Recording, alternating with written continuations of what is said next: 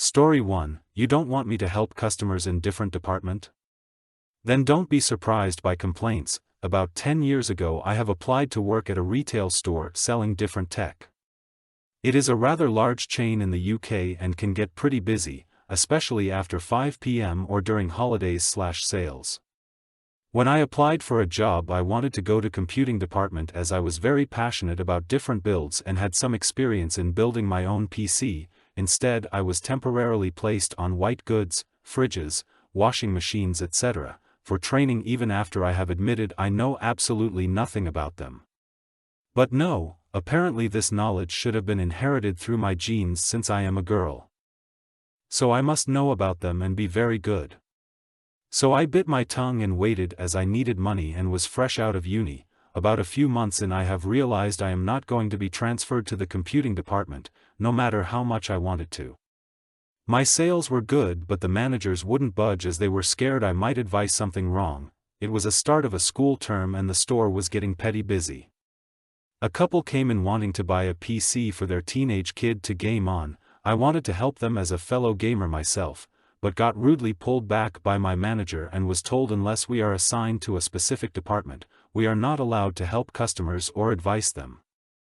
So he fetched another colleague who carried on assisting the parents. As it was quiet in my department I was doing some tidying up around the store and heard the colleague trying to sell the parents one of the Apple PCs saying they will be great for gaming and all professionals use them. At the time we had a bigger commission from Apple brand. Let me tell you they are not the best machines for gaming and if you are into heavier games they are likely not going to run that well or be incompatible with the OS. I don't know what else the colleague said. But the parents believed him and got an iMac for the kid. The manager was very proud of the colleague and told me to use him as an example of a good sale for the store. I have told him I could have topped it and the customer will come back with a return, but was told again not to go to computing department. Cue malicious compliance. A few days later it was a busy day in the store, especially PCs due to back-to-school sale. A few people were off sick due to being overworked so the computing department had like 2 people on the floor, including the work colleague who sold the iMac. The parents came through the door with the PC they got, which usually means something broke down or they want to return it. They saw the guy who sold them the PC and started heading his way. He saw them too and decided it is time to go on lunch, leaving one colleague on the floor in the department. The parents are visibly getting angry and try to go to the till, but after being in the queue are told to catch another colleague from the tech department as we can't process refunds at the till for large items. The parents approach me as I don't have much to do and ask for help. I would be happy to do so, but remembering what the manager said I had to tell them I can't as I am not allowed to do anything with the PC department as it is a store policy. The parents approach more colleagues and keep hearing the same excuse. Obviously they are getting more and more angry, so are other customers who want to buy something but can't since only people in computing department are allowed to sell stuff for computers. They try to grab the only person on the floor, but he is already busy with other customers and can't assist them while the other colleague responsible for the sale signed out for the day and the other is late.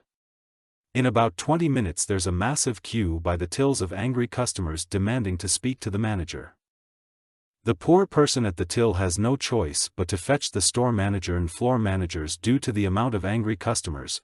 They are trying to shift the blame on us, other store colleagues, but I mention about what the other manager said about not touching anything in tech department or help customers as we are not authorized and since it is a company policy and we haven't received the training we have to comply. Of course it makes customers even more angry and feel like their time is wasted, resulting in a commotion by the tills and further delays for other customers.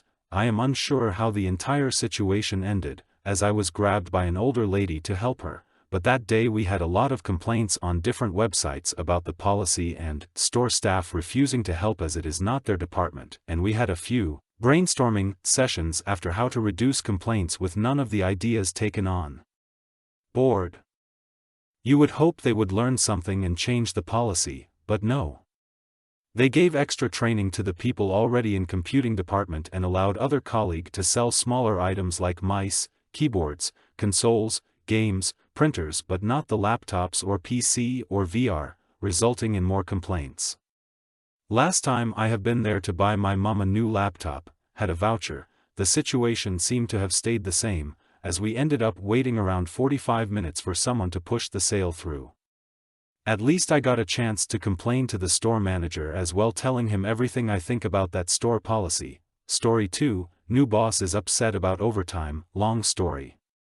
I've worked aviation EMS as a pilot for many years after retiring from the military. Great, stable job and still serving the local communities, so a sense of pride and community service is maintained.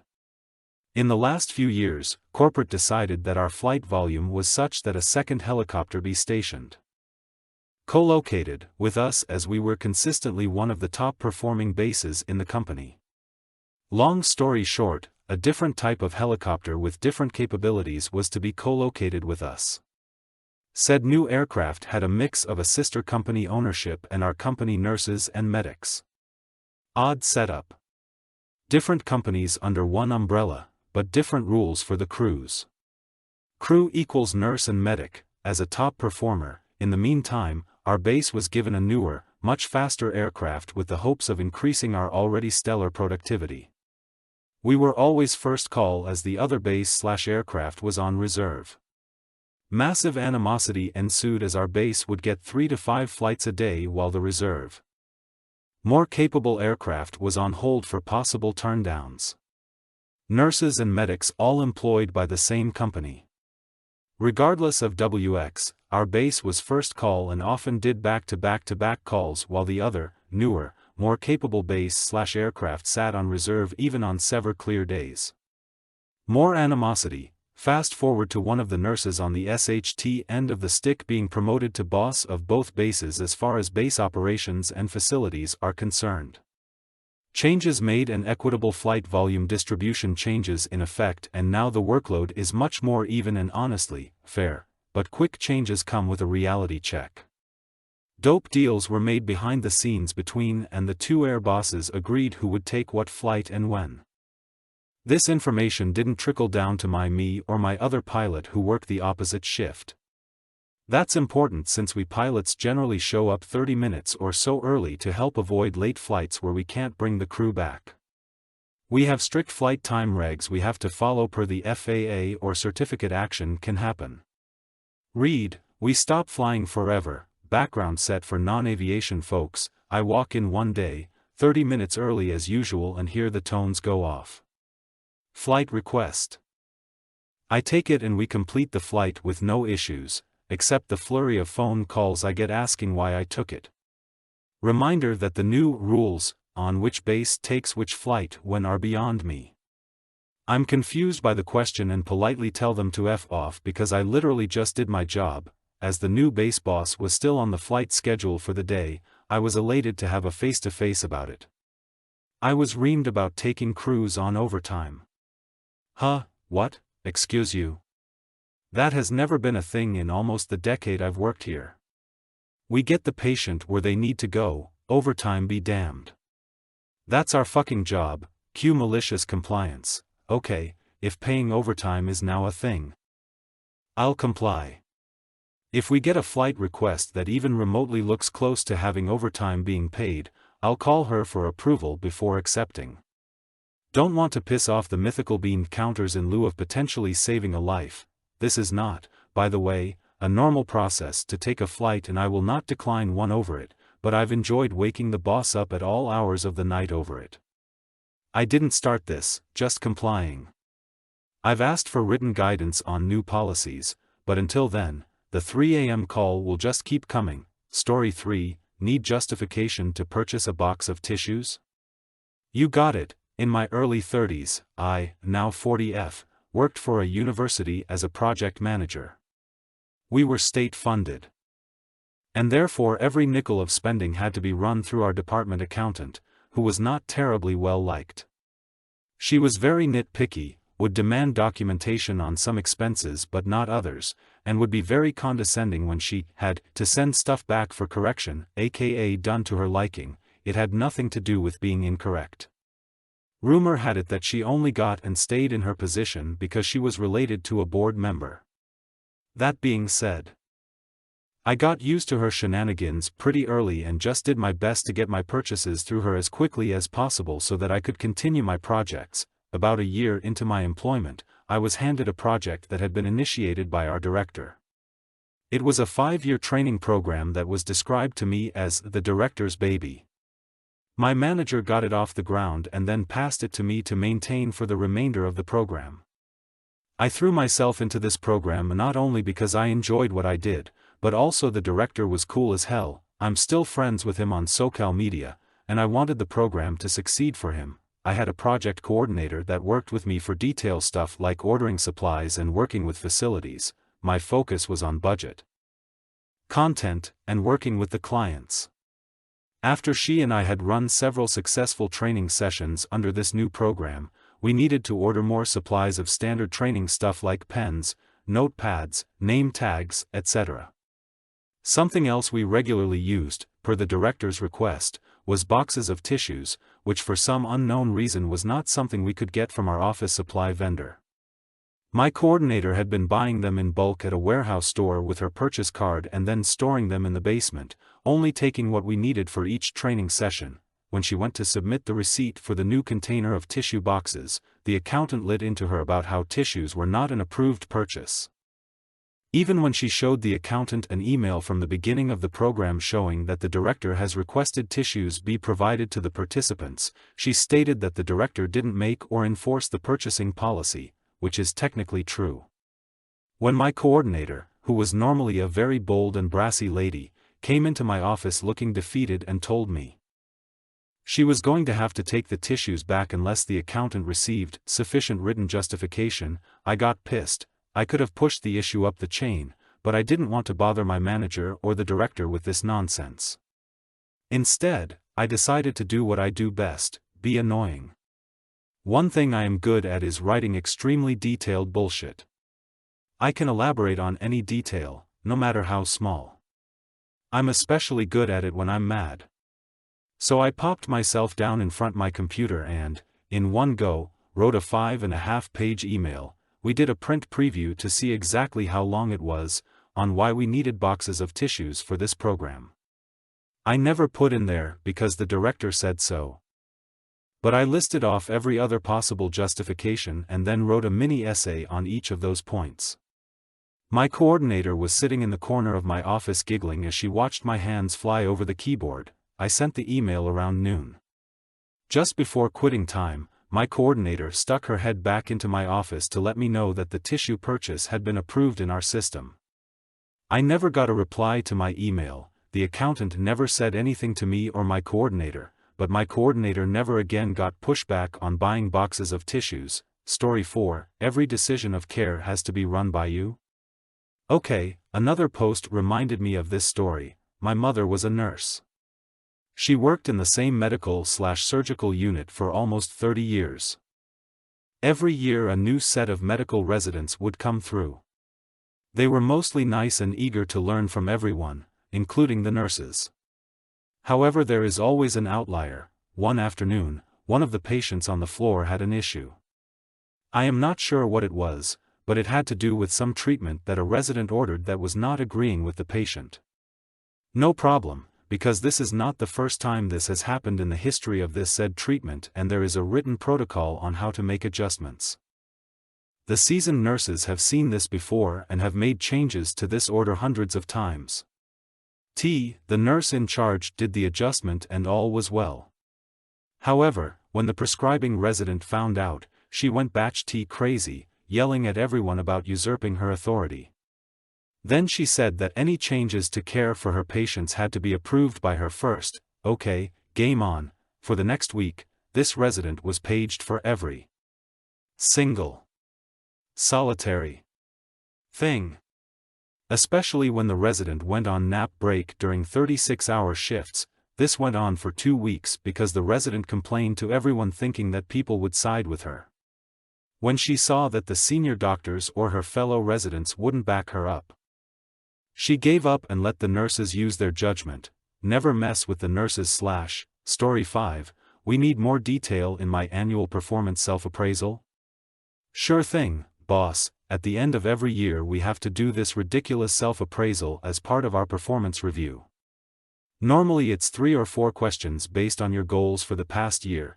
Did you accomplish your goals?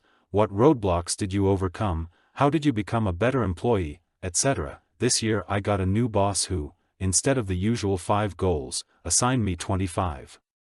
Yes, a total of 25 highly specific goals for me to accomplish throughout the year. Since January I've been knocking them down and moving to the next one, or working on long-range projects that included multiple goals. I did really well, all things considered, and even got a promotion. Nice, that brings us to the annual performance evaluation. I had a lot of goals, 25 of them, if you recall. My plan was to write a short essay that broke down the year by quarter and outlined all of the goals I met and a short description of how meeting that goal helped the team make progress. Clean, simple, and complete, except my boss has this form. This form includes 6 sections with 4 to 7 questions per section. For a total of 33 separate questions, per goal. That's 825 questions. Each question requires at least 150 words to be considered complete. He handed me the evaluation packet last week and said I needed to turn it in my Thanksgiving. After getting a couple of questions into the thing I realized it wasn't just asking for narrative, but data and analysis, sometimes multiple data points per question. I spent 2 entire days just completing one goal, which comprised 12 written pages, 2 spreadsheets, and 14 separate graphics. Doing the math I realized it was going to take me 48 business days to complete the remainder. I asked my boss if this is really what he intended and he said just do it like I said. Sure thing, I cleared my calendar through Thanksgiving. Not one meeting. Declined all project requests in Asana. Turned on Busy in Teams. Turned on auto-replies in Outlook. For a full month, when my boss, our VP, came by and asked why I wasn't responding to any requests or responding to email, I explained the situation. What's funny is he said, yeah, he's a real stickler for detail. I guess he needs to learn how to deal with reality. Carry on, I'm up to about 130 odd written pages. This thing is going to be bigger than my dissertation. And he still hasn't come by to ask why I'm not coming to meetings anymore. Maybe this really is what he wants, a team lead doing useless paperwork for 6 weeks. Whatever. They're paying me. Story 6, manager wants to micromanage everyone and everything. Sounds good to us. MBA, Master in Business Administration. More often than not, those who possess such a degree are neither masters of anything, nor business savvy. Unfortunately, MBAs often possess enough fluency of buzzwords, jargons, and acronyms that they fool many HR departments into believing they bring tremendous value. Their perceived value is often far greater than their actual value. The company I work at was recently acquired. It was a profitable company with a great culture. This all changed when the new owners decided our company was absolute shit, and needed to be fixed with structure, hierarchy, and order. A new CEO came on board, fired all the old managers, and hired someone with an MBA to manage the department I work at. The CEO is keen to turn things around, and to ensure we obey, submit, and kowtow. This new manager, Bob, is a company man who came from the acquiring firm. Instead of understanding the who, what, when, where, why, and how of every person and processes, he began his reign of terror by ruling by fear, whether it's accusing us of inefficiencies and laziness, e.g. why aren't you staying later like everyone else? Nitpicking our work, to micromanaging things he has zero understanding of. He loves preaching about MBA management techniques, leadership, standardization, metrics in matrices, AI automation, and anything that sounds good on paper. Note the term, preach, because that's all he does. He does not execute or lead, he just talks and manages, but fails to understand. Because of who Bob is, we all have become yes man to his every will. We keep our head down, nod and smile. His fluent command of endless buzz phrases, acronyms, and bullshit has us so awed, we mostly just sit and stare in silence. The highlight of every meeting is that he would talk to the very last second of the allotted time. But whenever a meeting somehow ends earlier than the allotted time, he would tell us, "I'm giving you some time back." This implies that he owns our time when we're here. Because Bob wants to be the center of attention, he's asked us to involve him with everything. A hands-off manager who just loves taking credit for our work and micromanaging us, wants us to involve him in everything?